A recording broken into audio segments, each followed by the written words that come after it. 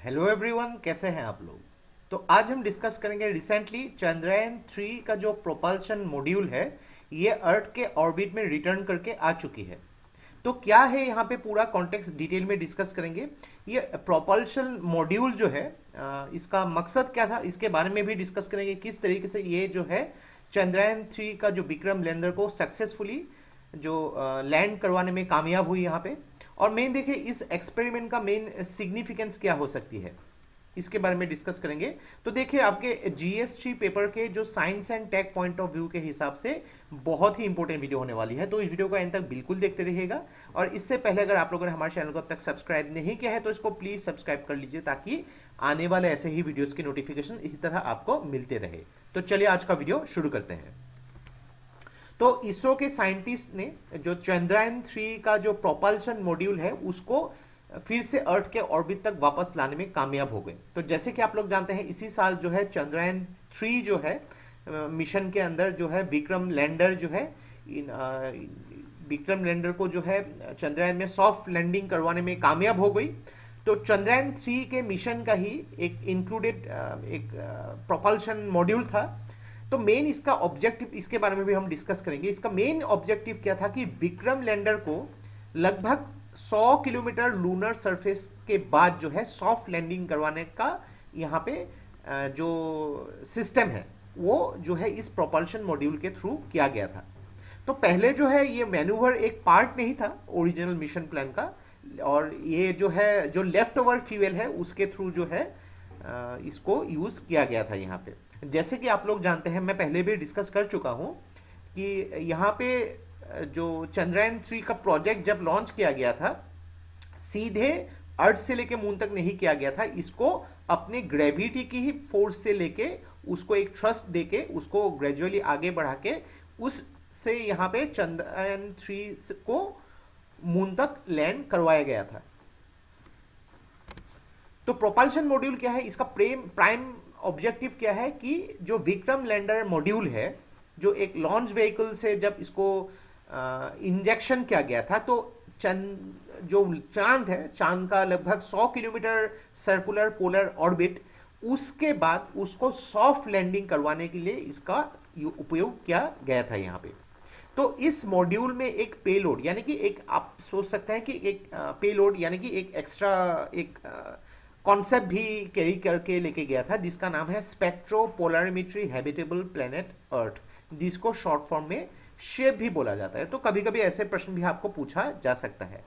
तो देखिए ये एक्सपेरिमेंटल एक इंस्ट्रूमेंट है ताकि देखिए ये चांद से जाके अर्थ को स्टडी करेगी और इसमें काफ़ी सारे ये देखा जाएगा कि क्या हैबिटेबल कंडीशन में ये अलग अलग एक्सोप्लैनेट एग्जिस्ट करती है।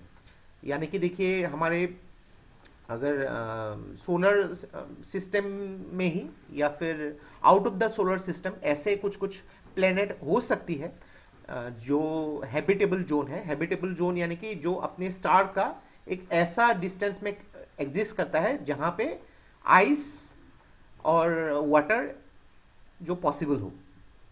तो हैबिटेबल जोन उसको कहा जाता है, उसको भी यहाँ पे जो है ये जो है स्टडी किया था इसने। तो अगर इसको थोड़ा सा ध्यान से देखेंगे आप देख सकते हैं ये जो हो गया मून और ये अर्थ। तो लगभग 7 नवंबर 2030 को जो है मून के ऑर्बिट से यहाँ पे रिटर्न होके ग्रेजुअली देखिए आप देख सकते हैं अर्थ के ऑर्बिट तक आई और ये हो गया अर्थ। और लगभग 22 नवंबर 2023 को फर्स्ट पेरिग्री यानी कि देखिए जो अर्थ के नज़दीक डिस्टेंस जो है पेरिग्री और जो सबसे ज़्यादा डिस्टेंस वाला जो एरिया है यानी पॉइंट है उसको एपोजी बोला जाता है। तो ग्रेजुअली इसको जो है अर्थ तक लाया जाएगा थ्रू इट्स ग्रेविटी, सीधा नहीं ये घूम के आएगी अर्थ के ऑर्बिट तक। तो यहाँ पे अभी तक जो है अर्थ के ऑर्बिट तक ये जो है जो प्रोपल्शन मॉड्यूल को लाया गया है। तो इस इमेज से आपको थोड़ा सा आइडिया हो जाएगा कि किस तरीके से यहाँ पे अर्थ के ऑर्बिट तक इसको लाया गया है। मून से लेके सीधा अर्थ तक नहीं लाया गया है, इसको घुमा के लाया गया है। और इसमें एक फायदा क्या है कि आपके जो फ्यूल कंजम्पशन बहुत ज़्यादा कम होती है। तो देखिए ऐसे एक्सपेरिमेंट का सिग्निफिकेंस क्या है। तो इसके थ्रू इसरो को यहाँ पे काफ़ी कुछ जो है प्लानिंग करने में मदद मिलेगी, उसको समझने में मदद मिलेगी, बिकॉज अर्थ और मून के बीच का जो ट्रेजेक्टोरी यानी कि किस डायरेक्शन में उसको भेजा जा सकता है। अगर मून के देखिए जिस टाइम मून में जो अंधेरा होता है उस टाइम में भी अगर भेजना हो तो किस प्लानिंग से भेजना पड़ेगा उसके थ्रू, और इन फ्यूचर जो है स्मॉल स्पेस का भी भेजा जा सकता है। तो इसके थ्रू अलग अलग सॉफ्टवेयर मॉड्यूल जो है उसको डेवलपमेंट करने के लिए भी काफ़ी यहाँ पे आसानी होगी। अगर फ्यूचर मिशन के बारे में बात करेंगे तो इसके थ्रू यहाँ पे ग्रेविटी असिस्टेड फ्लाईबाइज की प्लानिंग और एग्जीक्यूशन भी करने को यहाँ पे जो है पॉसिबिलिटी देखा जा सकता है। तो fly by gravity assistance fly bye क्या है कि मान लीजिए कि कोई भी एक बॉडी है, यहाँ पे अर्थ हो गई, यहाँ पे मून हो गई, अगर देखिए एक पॉइंट से उसको छोड़ दिया गया तो उसकी ग्रेविटी उसको नीचे खींचेगी, और जब ये नीचे आएगी बहुत जोर का धमाका करके नीचे गिर सकती है, जिसके वजह से जो भी एक्चुअली चीज भेजा गया है वो तबाह हो सकती है। लेकिन देखिए यहाँ पे इस एक्सपेरिमेंट के थ्रू ये एक प्लानिंग की गई थी ताकि अनकंट्रोलेबल क्रैशेस जो है उसको रोका जाए, यानी कि ये जब नीचे आएगी भी स्लोली आएगी यहाँ पे, ताकि अनकंट्रोलेबल क्लैशेस ना हो मून के सरफेस के साथ, और जो स्पेसक्राफ्ट है वो खत्म ना हो जाए, वो अपने काम कर सकती है।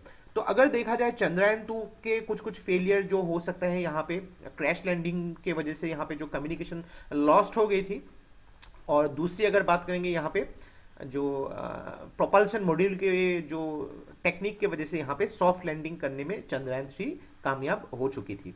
तो इसके थ्रू जो है यहाँ पे काफ़ी कुछ चीज़ें प्लानिंग की गई थी यहाँ पे, ताकि सॉफ्ट लैंडिंग चंद्रयान-3 में किया जा सकता है। तो देखिए आपको सीधे सवाल प्रीलिम्स में भी पूछे जा सकता है कि ये प्रोपल्शन मॉड्यूल जो है उसका मेन ऑब्जेक्टिव क्या था, या फिर मेंस में देखिए ऐसे पॉइंट्स को आपको एनालिसिस करने को भी जो पूछे जा सकते हैं।